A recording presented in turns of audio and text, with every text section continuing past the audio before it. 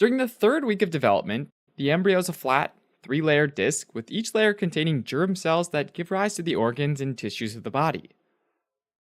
The ventral or bottom germ layer is called the endoderm, and it forms the lining of the gut tube and the respiratory system. The middle germ layer is called the mesoderm, and it forms connective tissues like muscles and bones.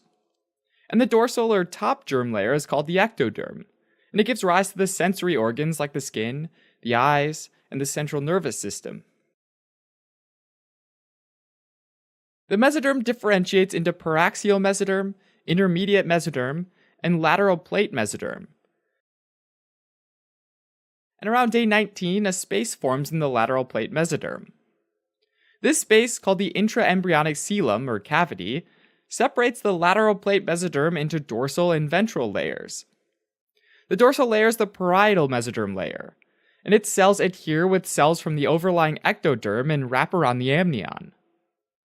The ventral layer is called the visceral mesoderm layer, and its cells adhere to cells from the underlying endoderm, which covers the yolk sac.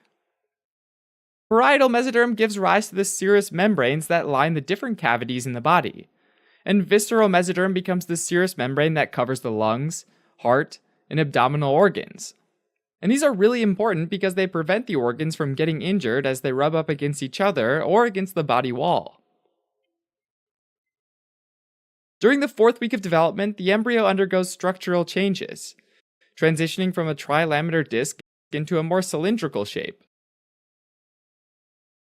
The combined visceral mesoderm and endoderm layer, which lines the yolk sac, fold rostral and caudally, which creates a primitive gut tube out of the yolk sac, and leaves the remainder of the yolk sac in the middle section of the gut. While that's happening, the combined parietal mesoderm and ectoderm folds down with the amnion, which forms the lateral body folds, which eventually merge and become the anterior body wall of the embryo, what you might think of as the chest. This creates a gut tube inside a body tube, or more simply, a tube inside a tube, in the rostral and caudal parts of the embryo. But there's still the yolk sac poking out in the midsection. At this point, the dorsal portion of the yolk sac has become a part of the gut tube, while the connecting stalk between the yolk sac and the gut tube is renamed the vitelline duct. A ridge of double-layered visceral mesoderm forms the dorsal mesentery, and it suspends the gut tube from the body wall as it dangles in the embryonic cavity. This pendulous flap of tissue was only recently classified as an organ, and it provides a pathway for blood vessels, nerves, and lymphatics to reach the various body organs. Of course, the body doesn't have one continuous cavity. Around day 22, a thick plate of visceral mesoderm called the septum transversum forms just cranial to the vitelline duct, and it starts to divide the thoracic cavity and abdominal cavity. Around the fifth week of development, two flaps of tissue called the pleuropericardial folds grow out of the lateral body wall and fuse together to divide the thoracic cavity into two pleural cavities that house the lungs, and a pericardial cavity that houses the heart.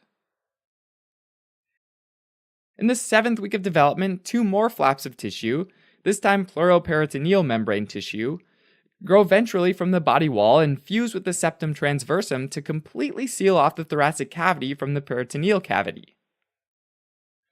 At that point, there are pericardial and pleural cavities in the thorax, and the peritoneal cavity in the abdomen. There's also the diaphragm, which is the large muscular organ that separates the abdominal and thoracic cavity. Mesodermal cells from the third, fourth, and fifth pairs of somites penetrate the pleuroperitoneal membranes and form the muscular portion of the diaphragm.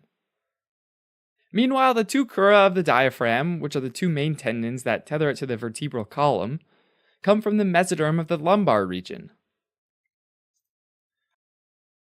Alright, as a quick recap. By the end of week 3, the lateral plate mesoderm divides into parietal and visceral mesoderm, and they form the serous membranes for the developing organs, and also establish the pleural, pericardial, and peritoneal cavities. Finally, mesoderm from the third, fourth, and fifth somites help give rise to the muscular portion of the diaphragm,